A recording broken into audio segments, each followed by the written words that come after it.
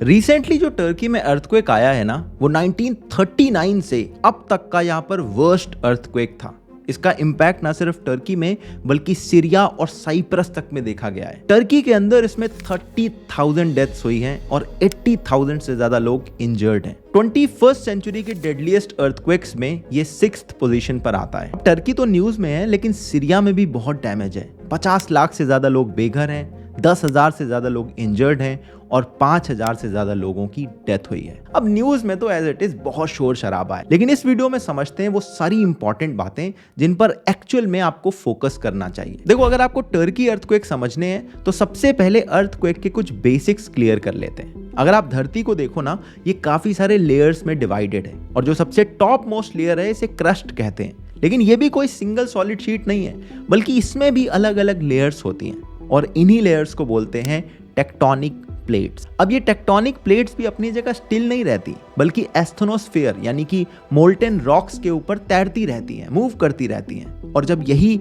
Slip या slide करती हैं तो जो एनर्जी रिलीज होती है वो शॉक वेव्स या सीस्मिक वेव्स की फॉर्म में निकलती है और तभी आपको अर्थक्वेक फील होता है। तो वो अर्थ के क्रस्ट में ना टेक्टोनिक प्लेट्स के मूवमेंट की वजह से क्रैक्स भी क्रिएट हो जाते हैं और इन्हें बोलते हैं हम फॉल्ट लाइंस। कुछ मेजर फॉल्ट लाइन जैसे कैलिफोर्निया की सैन एंड्रेस फॉल्ट लाइन या टर्की की एनाटोलियन फॉल्ट लाइन तो भाई स्पेस से भी दिखाई देती है। और अर्थ के अंदर जिस पॉइंट पर ये शॉक वेव निकलती है उसे बोलते हैं फोकस पॉइंट, और इसके जस्ट ऊपर सरफेस में जो पॉइंट होता है उसे ही अर्थक्वेक का एपिसेंटर बोला जाता है। अर्थक्वेक की जो लोग स्टडी करते हैं इन्हें बोलते हैं सिस्मोलॉजिस्ट। और ऐसे ही एक सिस्मोलॉजिस्ट चार्ल्स एफ रिक्टर ने 1935 में एक स्केल बनाया था इन वेव्स को मेजर करने के लिए, और इसी स्केल को हम बोलते हैं रिक्टर स्केल। इस स्केल पर जब जब एक पॉइंट बढ़ता है तो अर्थक्वेक 10 गुना ज्यादा स्ट्रॉन्गर फील होता है। यानी कि रिक्टर स्केल पर 8 वाला अर्थक्वेक रिक्टर स्केल पर 6 वाले अर्थक्वेक से 100 टाइम्स स्ट्रॉन्गर फील होता है। अब ये बेसिक्स क्लियर हो गए,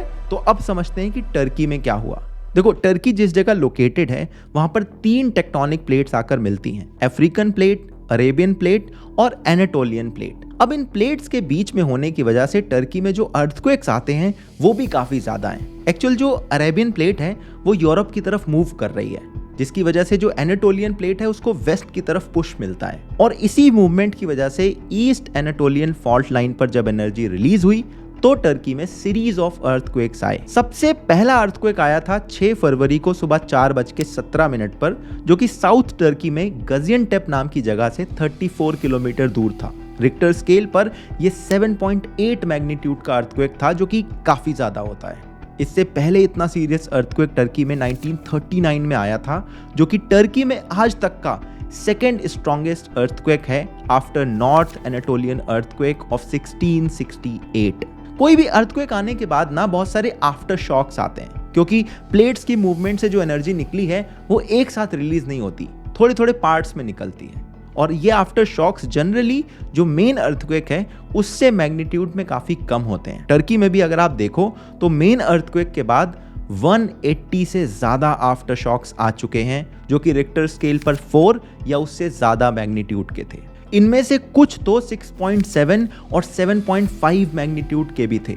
इनकी वजह से डैमेज और ज्यादा हुआ, क्योंकि मेन अर्थक्वेक के बाद जब बिल्डिंग्स गिरी उससे लोगों को निकाल रहे थे, उसके बीच में और अर्थक्वेक्स आ गए तो लोगों को निकालने का काम भी इम्पैक्टेड हुआ। टर्की के 10 प्रोविंसेस में 12,000 से ज्यादा बिल्डिंग्स कोलैप्स हुई हैं। ओवरऑल 2 करोड़ से ज्यादा लोग इम्पैक्टेड हैं, जिसमें 14 लाख तो बच्चे हैं। टर्की में इस टाइम पे मौसम भी ठंड का है और इस अर्थक्वेक की वजह से 10 लाख लोग एक झटके में होमलेस हो गए और ये सारे लोग अभी शेल्टर्स में रह रहे हैं। टर्की ने पूरी दुनिया से हेल्प मांगी और ऑलमोस्ट 61 कंट्रीज ने वहां पर रेस्क्यू एफर्ट पहुंचाने में पार्टिसिपेट किया है। अगर आप सीरिया को देखो वहां तो सिचुएशन और ज्यादा खराब है। देखो, आईसिस की वजह से ऑलरेडी वहां पर बहुत तबाही है, वेस्टर्न सैंक्शन लगे हुए हैं, और नॉर्थ वेस्ट सीरिया में तो ऑलमोस्ट 40 लाख लोग ह्यूमैनिटेरियन असिस्टेंस पर ही रह रहे हैं। इसमें मोस्टली विमेन और चिल्ड्रन हैं, और अनफॉर्चुनेटली यही रीजन इस अर्थक्वेक से सबसे ज्यादा अफेक्टेड है। सैंक्शन की वजह से ज्यादा कंट्रीज यहाँ पर हेल्प भी नहीं कर पा रही हैं। यूएन का जो फर्स्ट एड कॉन्वॉय था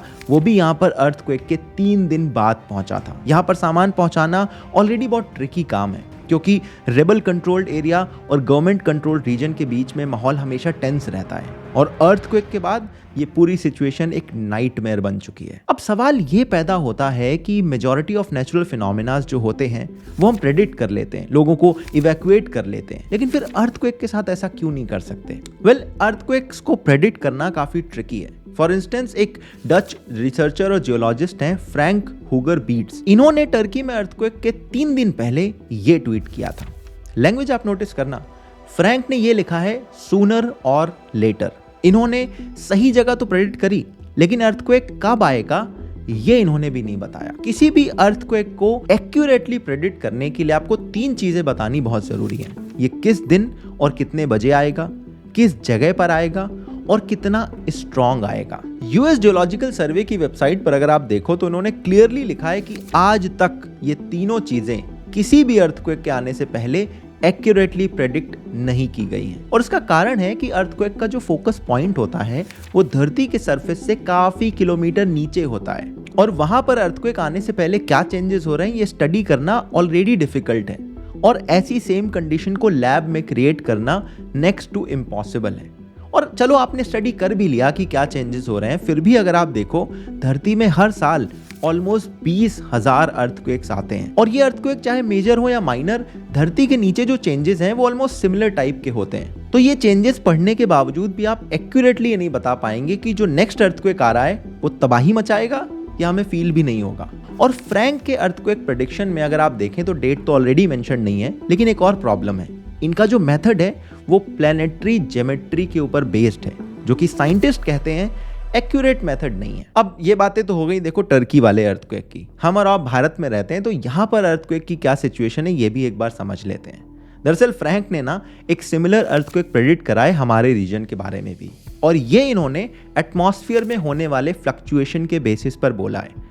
अब ये कितना सही है कितना गलत है मैं ये कहने की कंडीशन में नहीं हूं, लेकिन भारत के अंदर अर्थक्वेक प्रोन एरियाज काफी ज्यादा हैं, तो ये देखना बहुत जरूरी है। देखो, भारत की जो टेक्टोनिक प्लेट है वो आज से 90 मिलियन ईयर्स अगो मेडागास्कर से अलग हुई थी और एशिया की तरफ मूव करने लगी। ये जब यूरेशियन प्लेट से जाकर टकराई तो यूरेशियन प्लेट के नीचे चली गई, और इसी के बाद दुनिया के यंगेस्ट माउंटेन्स यानी हिमालयंस का जन्म हुआ। आज भी ये जो भारत वाली प्लेट है ये 5 सेंटीमीटर पर ईयर की स्पीड से मूव करती है, और इसी वजह से भारत में Himalayan states, Gujarat, Andaman and Nicobar ये काफी सेंसिटिव जोन्स हैं। पूरे देश का 59% लैंड अर्थक्वेक प्रोन है, और भारत की सरकार इसको 4 सीस्मिक जोन्स में डिवाइड करती है। देश का ऑलमोस्ट 29% एरिया हाई या हायर सीस्मिक जोन में आता है, और 30% एरिया आता है मॉडरेट जोन्स में। अर्थक्वेक को प्रेडिक्ट करना तो देखो भाई हमारे हाथ में नहीं है, लेकिन इसके बाद जो कैजुअलिटीज होती हैं उनको मिनिमाइज करने का एक तरीका हमें आता है,